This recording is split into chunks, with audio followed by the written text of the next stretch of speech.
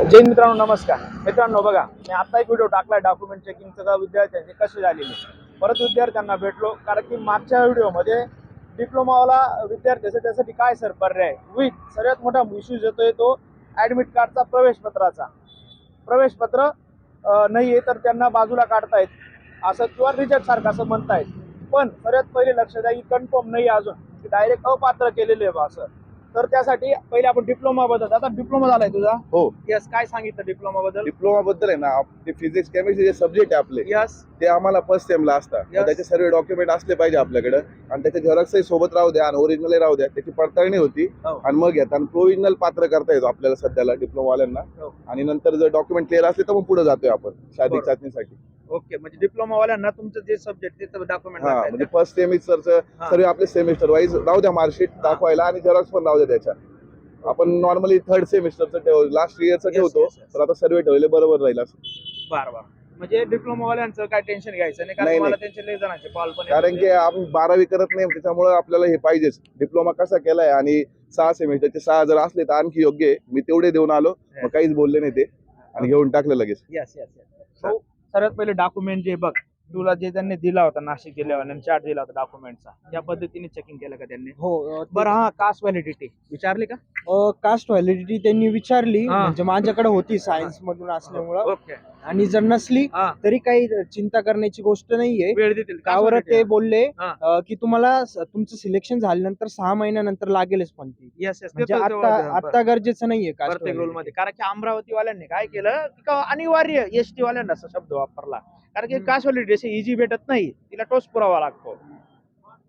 कॉलेजचं काम लागतं किंवा हे गव्हर्नमेंटचं काम लागतं, तेव्हा ते कास्ट व्हॅलिडिटी निघते. म्हणून ते कास्ट व्हॅलिडिटीचा निगेटिव्ह विचार करू नका. सर्वात पहिले विथ या सर्व विद्यार्थ्यांना आता भेटलो, खूप विद्यार्थ्यांना भेटलो, त्यांचा रिव्ह्यू असा आहे की सर फॉरेस्ट वाल्यांचं कोऑपरेटिव्ह लय भारी आहे.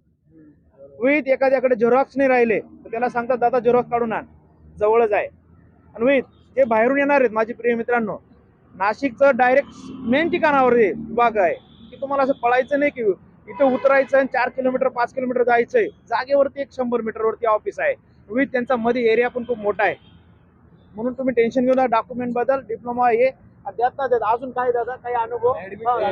हे लक्ष द्या, की ऍडमिट कार्ड बद्दलचा अजून एक मुद्दा आहे, कारण की बऱ्याच जणांजवळ ऍडमिट कार्ड नाहीये.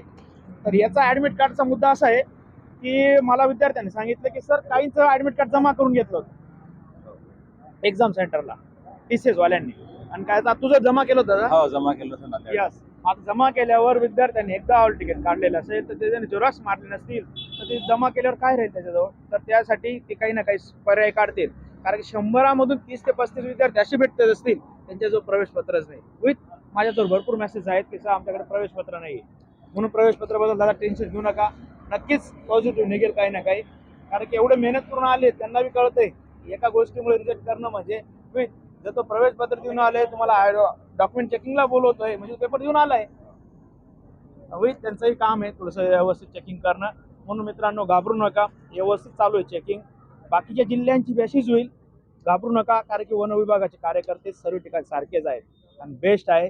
जेणेकरून पहिल्या दिवसापासून, आणि त्यात बघा ना, शेवटी आलाच ना, मी जेव्हा व्हिडिओमध्ये बोलत होतो, अरे तुझं एक दिवशी डॉक्युमेंट चेकिंग बी होईल, तुझं ग्राउंड बी होईल, तो सिलेक्शन होईल. निगेटिव्ह विचार करू नको. स्टे बसून गेला, स्टे बसून गेला, स्टे बसून गेला.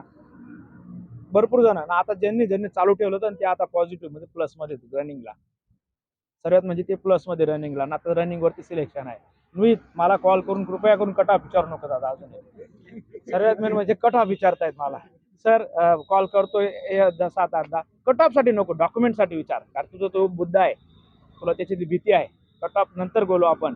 विथ नाशिकचं ग्राउंड कुठं होणार आहे ते मी तुम्हाला व्हिडिओ टाकलाय ना, तो व्हिडिओ जास्तीत जास्त शक्यता त्या जागेवरतीच आहे, कारण आजपर्यंत वनरक्षकचं ग्राउंड तिथंच घेतलं गेलेलं आहे. पण आता सांगताना ते सांगत नाही की आम्ही कन्फर्म केलेलं नाही. विथ ज्या दिवशी कन्फर्म झालं तर पहिला व्हिडिओ माझा राहील, आणि ग्राउंड वनरक्षकच्या ग्राउंडची सुरुवात दाखवायची मी केलेली महाराष्ट्रात. पहिले नाशिक जिल्ह्याचा ग्राउंडचा व्हिडिओ टाकला, मग बाजूचे अख्खे टाकायला लागले मॅकेनिमवाले व्हिडिओ. हा बरोबर आहे, कारण की माझा व्हिडिओ पाहिला ना विद्यार्थ्यांनी, वॉच केला 15-20 हजार जणांनी. अरे म्हणजे हा, मग त्यांनी बाकीच्यांनी दाखवलं. विथ ठाण्याला 2 टाइम मी गेलो होतो ग्राउंड दाखवायला. म्हणून घाबरू नका दादांनो, ऍडमिट कार्डचं काही टेन्शन घेऊ नका. कोऑपरेटिव्ह माणसं आहेत, तिथं नाही असेल ना वेळ देतील. काहींना आज बघा लक्ष द्या, काहींची उंची बसत नव्हती, त्यांना सांगितलं दादा थोडा वेळ बाजूला, तू नंतर या 11 नंतर.